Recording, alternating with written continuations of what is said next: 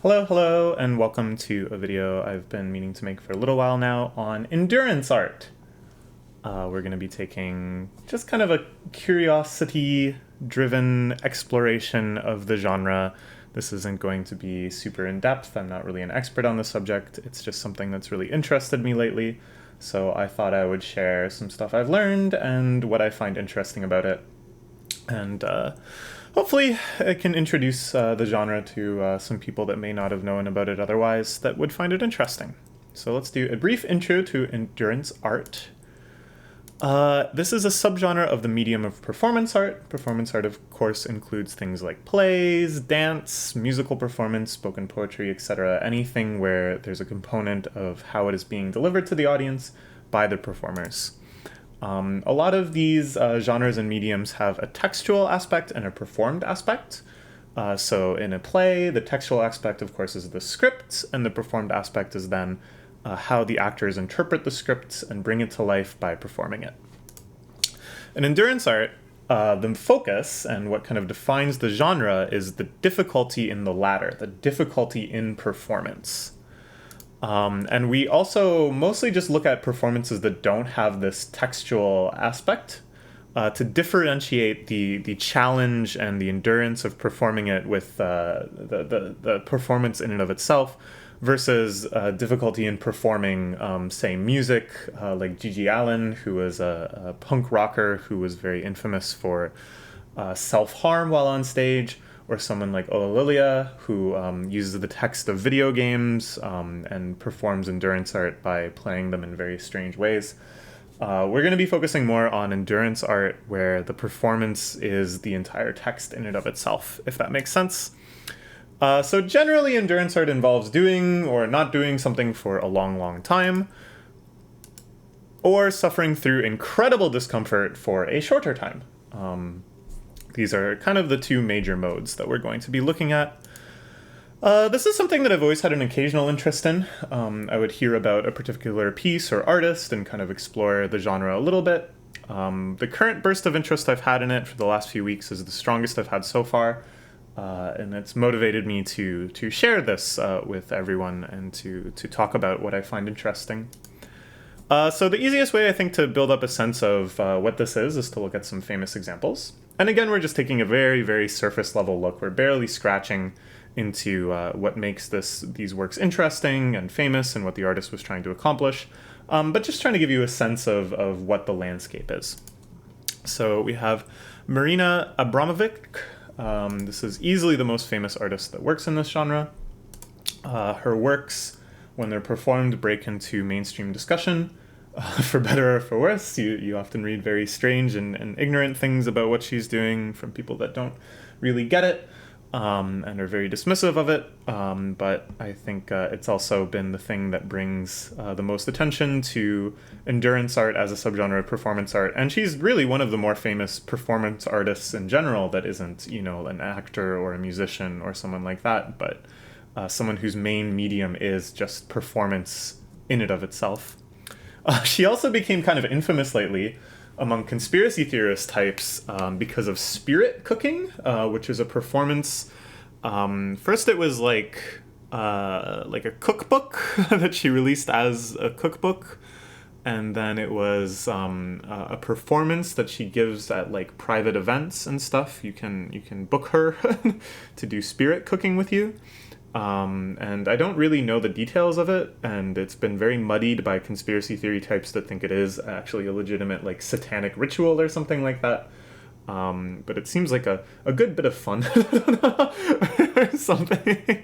I've read, like, a bit about it, that you're instructed to do things like mix 300 milligrams of your pride into this, and then you, like, represent that through maybe small amounts of, like, bodily harm or something. Anyways, her work often explores a lack of bodily agency from a feminist perspective. A lot of works where she kind of sacrifices herself, puts herself up in total lack of control to be subject to the audience or to some other external force, like an industrial fan or a knife. And this is often put in a very feminist context, that this is sort of an iconification of the role of women in society. that they're really at the mercy of these external forces and they don't really have control over their body. And through her endurance, she then forces us to look at this lens onto society that we see this as an unavoidable and undeniable manifestation of the reality that women experience. And of course, as again, this is just a very surface level reading. It's much more nuanced than that, and it represents all sorts of other things too. This is one of her most famous pieces, Rhythm Zero. In the back you can see a video playing of it on a projector, and then these are a collection of objects. So during the original performance, which is recorded here, she just stood there for, I believe, 6 hours in front of this table of objects, and the audience, whoever came by the gallery, was allowed to use these objects to interact with her however they liked. She would offer no resistance, she wouldn't flee, she wouldn't say anything or do anything. She would just stand there like a mannequin and allow herself to be manipulated by all of these objects, which included sort of playful things, a rose, some feathers, some oil, sexual undertones and such, and then much more scary things like a knife, a whole collection of knives, really, scissors, and a loaded gun. And you can see here, this is an infamous part where the gun was actually placed into her hand, which caused a bit of a disagreement among the audience of just how far is this going to go. People wrote things on her, people scratched her up, they ripped off her clothes, they put a lit cigarette in her mouth. If you Google this, if you look into this, you can find a lot more images that are maybe a little too disturbing for me to reproduce here. This is probably her most famous work. This one is a lot more recent, called The Artist is Present. I believe this was at MoMA in the Museum of Modern Art in New York. She would sit at this table for, I believe, 8 hours a day. And whoever wanted to from the audience, there was like a queue, you could come and sit across from her. You didn't speak, you didn't interact really in any way, you just looked at one another for as long as you'd like. She just sat there, she was present, and it's kind of up to you what you took out of that experience, and up to you kind of how you interpreted her enduring this experience of just sitting there looking at stranger after stranger. And sometimes they weren't strangers too. This is Ule, her former lover and longtime collaborator on many artistic projects. They had broken up years and years before this, but he made an appearance during The Artist is Present. And I just bring this up as an example of how endurance art interacts with your lived experience, with all the things you bring to bear to your performance, that it's not something taking place in a vacuum, but part of your overall performance of living life. And we'll get more into that later. We'll talk about Abel Azcona. This is a prolific Spanish artist. He's called an enfant terrible of Spanish art, meaning someone who's very controversial, who's always in the news, who's the rest of the art community maybe holds in mixed regard, but has done some very powerful, very interesting performances. He was the abandoned child of a prostitute, and many of his performances are reaching out to try to connect her experiences. He never really knew her, but he wants to empathize with her. He wants to understand what it is her life was, what she was going through, what her life was like. His work is a very self-sacrificial call to empathy, that by putting himself through these, by enduring these performances, he's calling on us to empathize with him, with his mother, with the victims of other tragedies.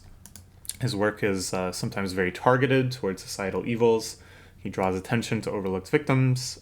For example, there was a piece he did where he traveled to something like 200 monasteries and chapels and other Catholic institutions and took communal wafers. And then he used the communal wafers to spell out a message drawing attention to covered up child abuse scandals and stuff like that. And then he performed by reading testimonials and experiences from those who had been abused. So just like huge efforts being put forward, huge self-sacrifice in order to really make us pause and reflect on the unseen sacrifices of others. This is one of his very infamous pieces, quite early on in his career, called Empathy and Prostitution.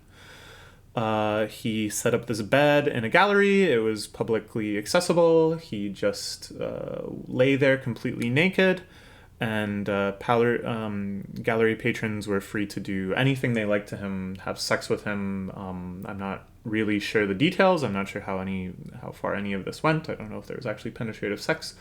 But you can see from these stills that there was at least some physical contact, some cuddling, and the idea here again is that he's trying to connect to the experiences of his mother, that he invites strangers, people he has no connection to whatsoever, to use his body as they liked. This is a piece called Death of the Artist. So as you can expect, he is quite a controversial figure.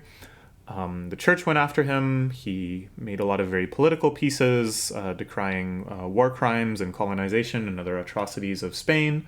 So the Spanish government wasn't very happy with him. There was a lot of people that disapproved of things like the previous piece. They said it was obscene, that it was vulgar. He was charged and censored under various decency statutes and stuff. So for this piece, he wrote a letter to all of his critics, all of the people who had threatened him, who had tried to censure him, who had tried to excommunicate him, and said, okay, come and get me. I'm going to stand on this pedestal in this public gallery, and there will be a loaded gun with me. You can just come and kill me. And of course no one came and killed him.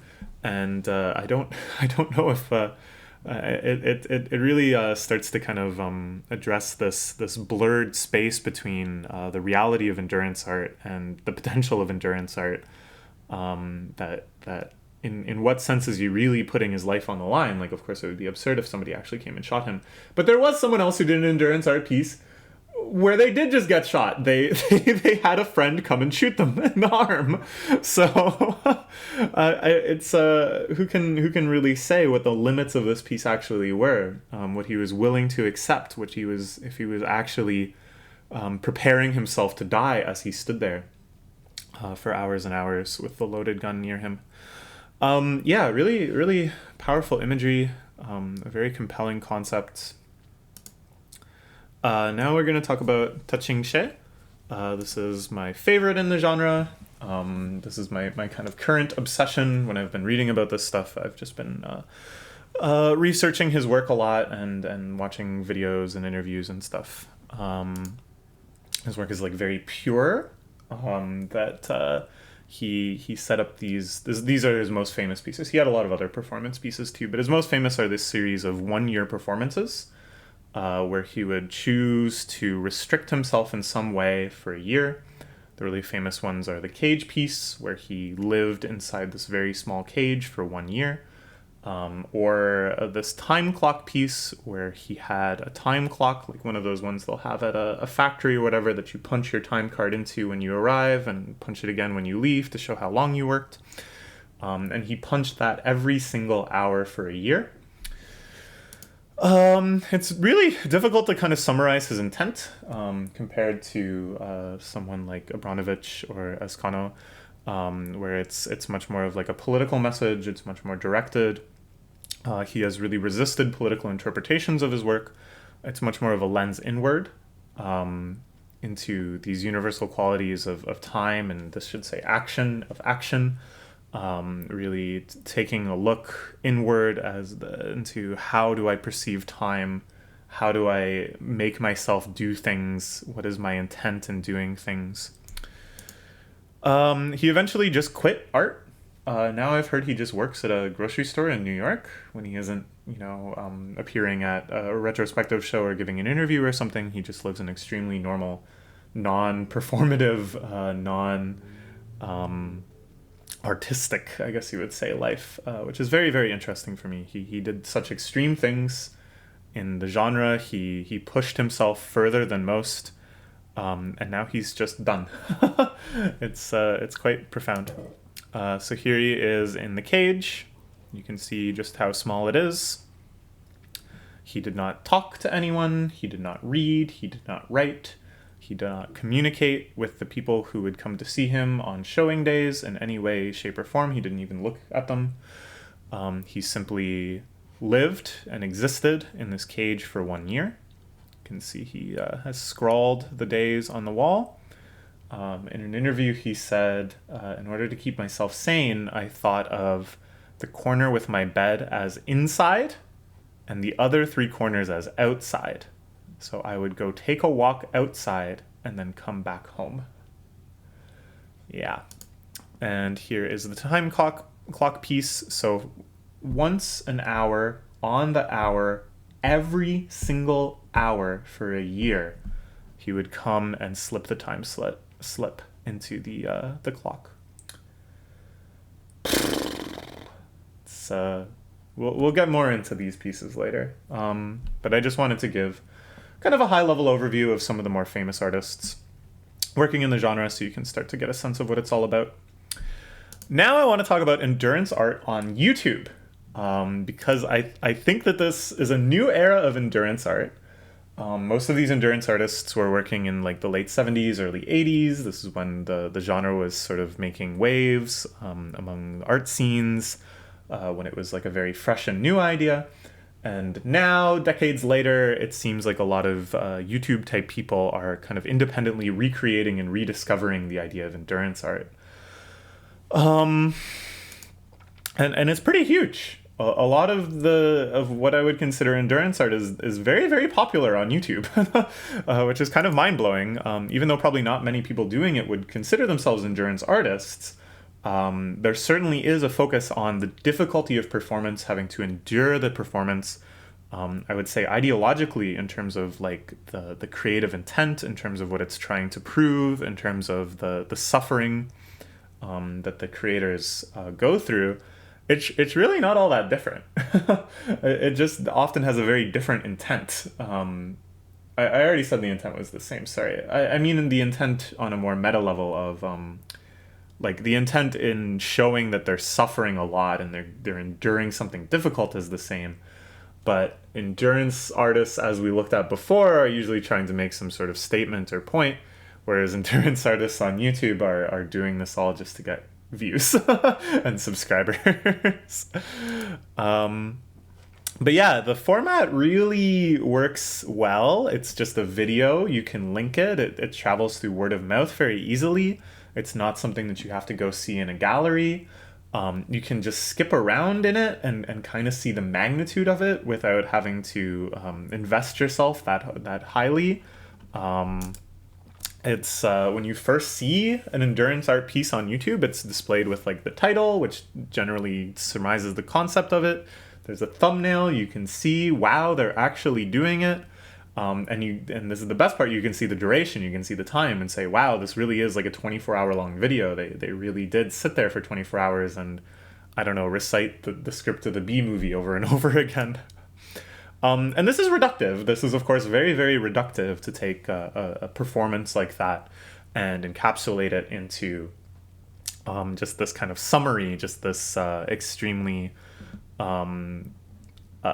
conceptual view of it instead of actually trying to appreciate the difficulty of the performance and stuff. But the content is the same. This is just kind of the packaging that has worked really well for making endurance art popular these days. But when you drill into it, when you actually watch it, it's the same. It's the same idea. Another factor, I think, is the creation of mega long videos. You know, the one I thought of recently was it's like Lord of the Rings, but every time Sam takes a step away from the Shire, he says, "This is it. This is the furthest I've ever been away from home." And of course, that's exactly what it says. Every single step, it cuts to this like 30-second scene, and the entire thing is like 24 hours long or something. Just other stuff like a very small loop, Padoru Padoru, being repeated for like 12 hours. These videos are, of course, not really created for anyone to watch them. They're just kind of created as novelties, as jokes to see the thumbnail of when you scroll by and maybe to look at a little bit to confirm, wow, they really do show that scene every time he takes a step. But it does suggest this challenge of, oh, I'm going to sit here and watch the entire thing, and I'm going to record myself watching the entire thing, which, of course, is a form of endurance art. Other challenges like counting until a very high number, just doing whatever for 24 hours. These are very well algorithmically positioned in that they're videos that people want to share, that people can understand the novelty of and the interest in without any sort of context. The entire context is right there in the title. That people want to see at least a bit of to understand the magnitude of it, to get a taste of the reality of it. This is all stuff that lines up really nicely with YouTube promoting you and your channel being shared a lot. And it's very funny to me because these videos are actually insane, and well, I shouldn't use the word insane, but they're pretty intense and they're pretty niche when it comes to the type of person that can actually do this sort of stuff, a performance artist that's capable of endurance art. It's quite niche. It's not a commonplace interest to watch or create these things, and yet in the YouTube algorithm era, it flourishes. Then there's a lot of self-harm stuff, kind of looking at the other aspect of endurance art, not duration in extreme long times doing something, but just doing something very, very hard, very painful. And this stuff is in a kind of gray area on YouTube, and often these channels get taken down because of policies around showing self-harm. But you still see it in stuff like food challenges and people who do backyard wrestling. So let's look at some examples. Some of the screen caps I've grabbed are kind of disturbing, so heads up on that. Nothing horrifying, but just sort of when you understand what it is we're getting a glimpse of someone doing, it's a little unsettling.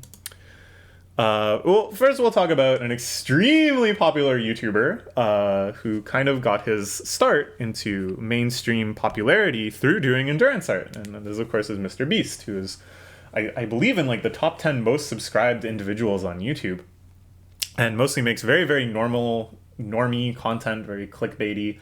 But one of his early popular videos, I think this was the first thing he had done that I had heard about, was counting to 100,000 in one video. You can see this is almost a 24-hour video, but in the description it explains... this thing is so annoying, the little like control bar, because it pops up and covers part of the slide. You can see it's almost a 24-hour video, but in the description he explains it actually took a lot longer than 24 hours, but he had to speed up segments so that it would fit within the 24-hour limit of his video editing program. But yeah, he suffered, as you can see, it says kill me, and I regret this. But also subscribe and turn on notifications. And here we can see the duality of endurance art on YouTube, that the suffering is what's interesting. The suffering is what leads to the subscribers, so the more you suffer, the more successful you are. It's a very direct correlation in that way. But yeah, he's doing it, and now he's extremely successful and has all of these insanely popular projects, and I don't know, it's kind of hard for me to get my head around. But he never really stopped doing endurance art. A major feature on his channel is the challenges, where last to stop doing whatever, last to leave this pool full of milk, last to stop running on this treadmill, last to stop going around on the roller coaster, gets some amount of money. That kind of blurs the definition of performance art, because it is like a competition more than just a performance. But it leads to people having experiences that are typically reserved for the world of doing endurance performances. And then sometimes they just do straight up endurance art. This is one of my favorite Mr. Beast videos. I am a Mr. Beast fan. I know it's stupid normie YouTube, but it's entertaining. And I love this one. Going through the same drive-through 1,000 times. Just when the madness of their task sets in, when they realize just how long this is really going to take, just the physical nonsense of all of their orders piling up in the back seat. There's a lot to love in this video, and I think a lot of the qualities of endurance art come through when you see how they start to suffer, when you see how they start to lose their minds, and the triumph when it finally ends. I wish it wasn't edited. I wish this was like a 10-hour video, or however long it took them. I think it took longer than that. I think it almost took a full day. Like, I think they started when it opened at like 9 a.m.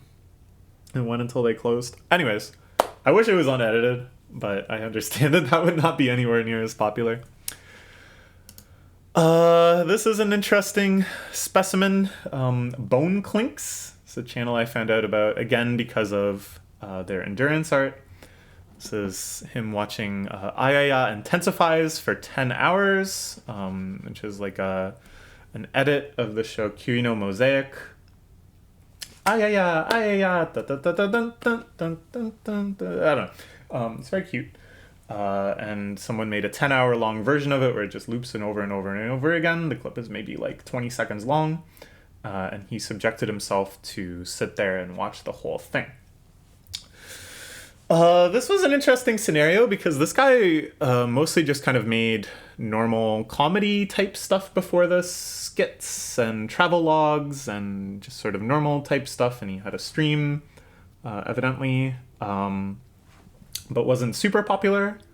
I think most of his videos had a few thousand views, and then did this. And because of algorithmic suggestion magic, this blew up and got like 2.5 million views, I think. And since then, his subject has focused, his channel has focused mostly on endurance art, mostly on these watching all of something challenges, and other such doing something for a long time challenges with wavering popularity. But I just think that's so mind-blowing that like you have people like Touching She, whose career has been built up around trying to explore the endurance and time and subjectivity. And then you have someone who ends up doing something kind of superficially similar that just had it thrust upon him, that had this opportunity kind of forced upon him and just sort of had to submit to himself and embrace it. Really weird, really interesting. I kind of followed this guy for a while to kind of see what is he going to do next, given that this is what made him popular. Pretty entertaining video to skip through too, just seeing all the different ways he tries to keep himself sane. You'll notice though, a very key difference between this and a lot of other endurance art that we've been looking at is that he can interact with someone, that there's a chat here that he can also look at and respond to. And at first you might think that maybe like cheapens it. It makes it a little easier.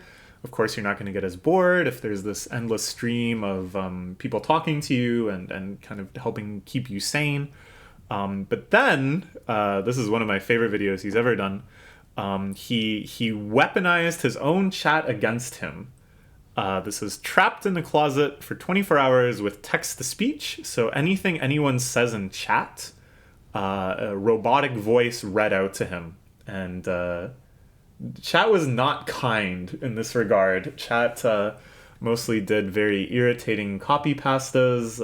One that you hear a lot is closing bracket, open bracket, close bracket, open bracket, close bracket, open bracket. Because it's like the most syllables you can get per character, so they just fill up a gigantic message with that. So basically at war with his own chat, performing this insane endurance piece. Of course, 24 hours, that's like baby tier compared to Touching She, but it's quite interesting. You can see here receiving donations, which again, it's an interesting interaction with endurance art as we've seen before. Kind of a constant financial incentive to keep up the suffering, the entertaining suffering. But what he's set his donation goal to right now is an Ayaya tattoo. So much has watching this meme video influenced his life. Truly the art of living life. Here we see Shoenice, a very infamous YouTuber who would do things like chug bottles of extremely high-proof vodka. Here he's eating some glue sticks. Here he is eating a cactus. It really kind of speaks for itself. This is LA Beast. I offer both of these, even though they're quite similar in content, just eating a lot of something very gross. This is, wasabi, garlic, onions, horseradish, hot mustard. This is chugging raw eggs. There's already some eggs missing. This is a a gallon of rancid milk. So they do kind of similar stuff, but their attitudes are so different. So different. Shoe Nice is like super low budget, crappy camera, just him against like a blank wall. He always seems kind of like agitated and disturbed and suffering. LA Beast is like, "Sup y'all, LA Beast here with another awesome eating challenge. Before we get to it, check out my merch at shoplabeast.com." It's just like mind blowing to me that two people can have roughly the same idea for the content they want to make, but such radically different attitudes towards it. And of course, the suffering ends up being the same. They still have to endure. This is the same attack on their body. This is one I learned about recently. Super Hummin, a huge wrestling fan. He does backyard wrestling stunts. I didn't get any screen caps from these videos because I don't want to watch them. I can barely sit through the eating challenges, but they have some sort of strange appeal to me, where it's like, wow. Here it's just like, oh no. Jumping splash onto thumbtacks, flying elbow drop onto printer, running into glass on door NFL style. It speaks for itself, and I think this selection of thumbnails really gives you a sense. But yeah, another genre of endurance art, just withstanding self-harm.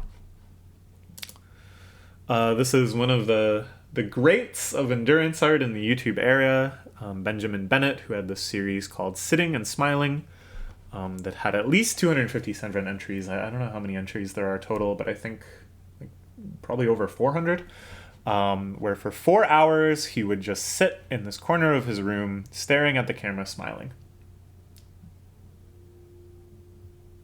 It's about as pure as endurance art gets. I think he would live stream these, but never once, of course, did he speak or interact with chat or acknowledge chat or anything like that. Just sits there. An icon. The really infamous ones. I think this might be the one where he pees himself, and one where his house is broken into while he's recording, and he doesn't react at all. How about the Keats the YouTube channel? Is it time to get into endurance art myself? This is something that has tempted me in the past, something I've been thinking about. Let's look at some stuff I've tried already. Things I used to do were on my blog. I would listen to albums and I would just type continuously my thoughts and feelings about the tracks as they progressed. I tried doing this for some very, very long albums, just to kind of see if I could. And because I thought it would make something that's representative of a performance that must have occurred, that people would find that interesting, to be like, wow, they really just sat there and typed for 5 hours or whatever, some 5-hour long album. I would also do this in just notebooks by hand. I would challenge myself on like a long plane ride or a long train ride or whatever, or if I had like a 3-hour class or something, or just whatever. Okay, for the next like 4 hours, I'm just going to sit here and write. This was not really a performance because nobody was watching me, but more of just like this manic manifestation of hypergraphia, which is a condition where you have an impulse, a craving to write, which I used to really kind of suffer from. Now it's a lot better. It's nowhere near as intense. But while I was doing this, I sometimes had this idea of like there's this cosmic perspective with which I am doing something performative. And I didn't think of this in any sort of like meaningful religious sense. I didn't really believe there was someone watching me. But it felt like by committing myself to write for this period, to not stop, I was doing something that in its performance was noteworthy.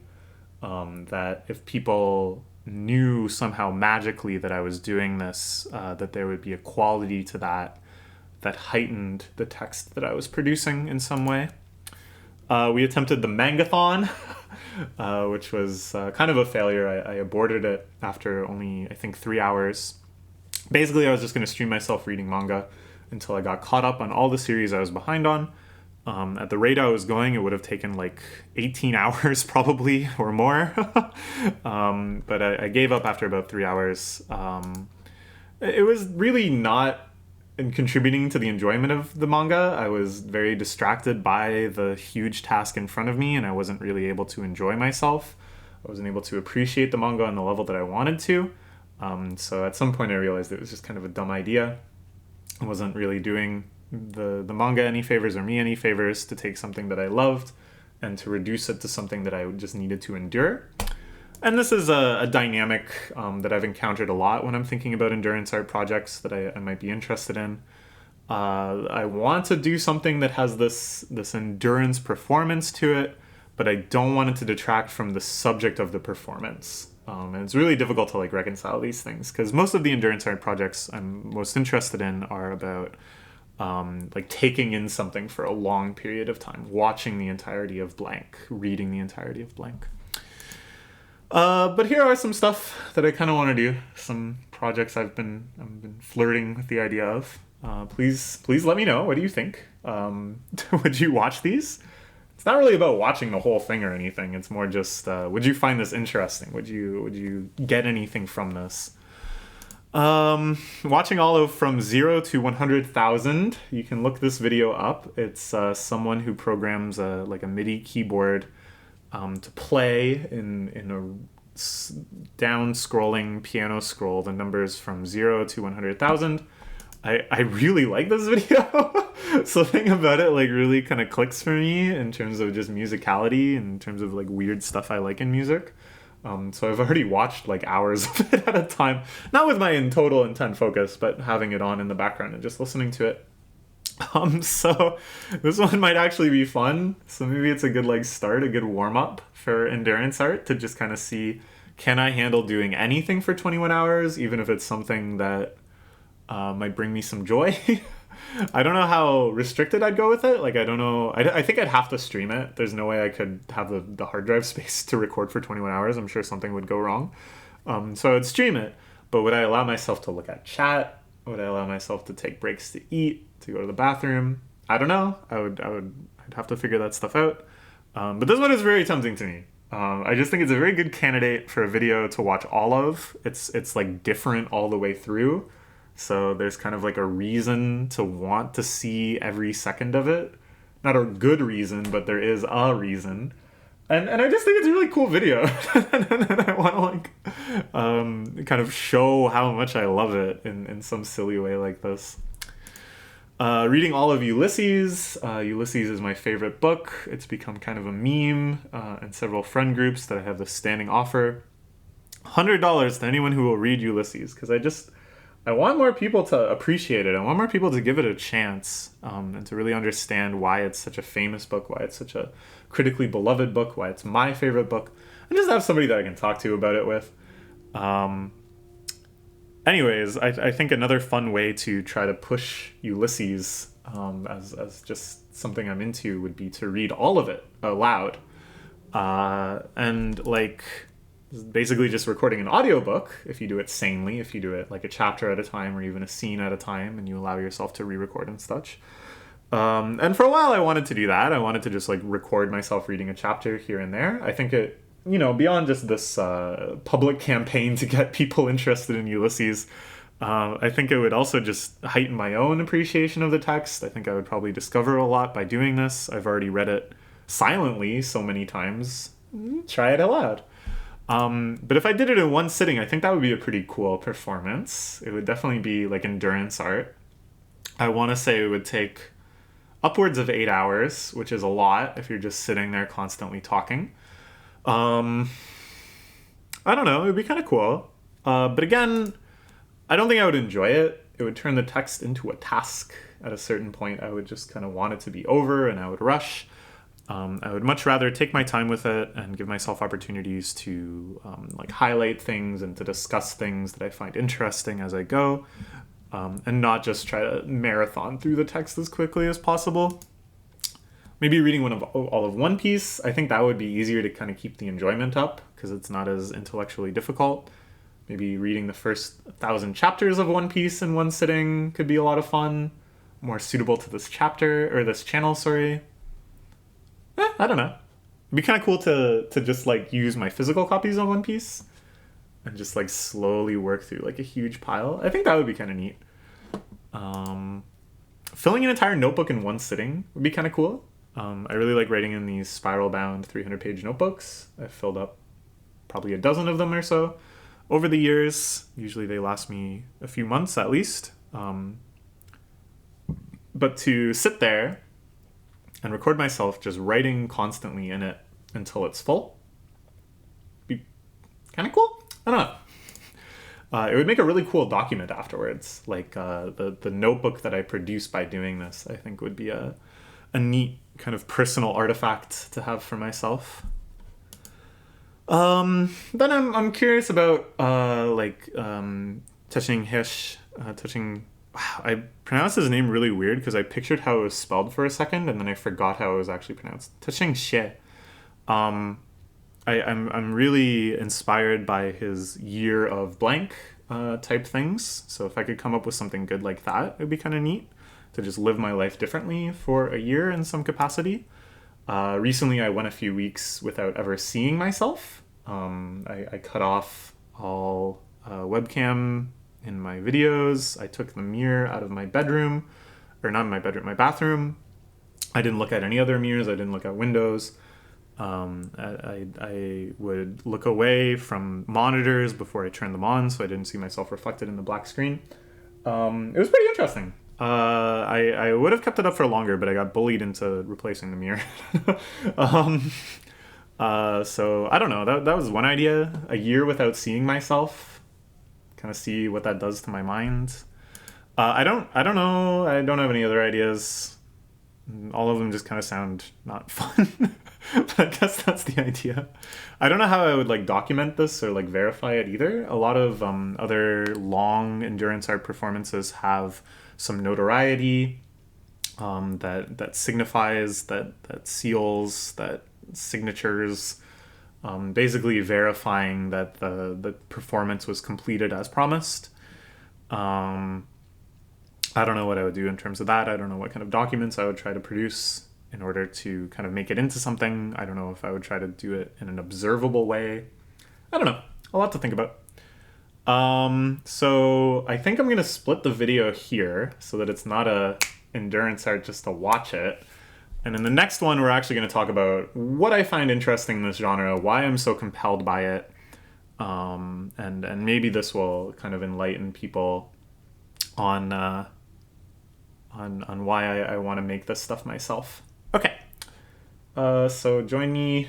I don't know. I'll probably just upload them both at once. So join me whenever you want in part 2. Bye-bye.